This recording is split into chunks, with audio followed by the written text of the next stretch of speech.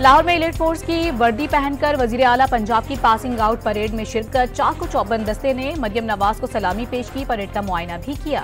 Supreme court में Faisal वाबदा अस्कुद notice case की समाअत कुछ देर बाद होगी। चीफ जस्टिस काजी फाइजीसा, जस्टिस इरफान सादत और जस्टिस नईम अख्तर पर मुश्तमिल बेंच केस की समाअत करेगा। बानी पीटीआई की तस्वीर लीक होने के बाद सुप्रीम कोर्ट के अंदर मोबाइल फोन ले जाने पर पाबंदी। अदालती अमले ने क्लर्क को भी मोबाइल फोन ले जाने से रोक दिया। इस्लामाबाद हाई कोर्ट में मोबाइल सिम्स ब्लॉक करने से रोकने का केस। हुकूमत की मुतफर्रिक दरखास्त पर 22 मई तक जवाब तलब।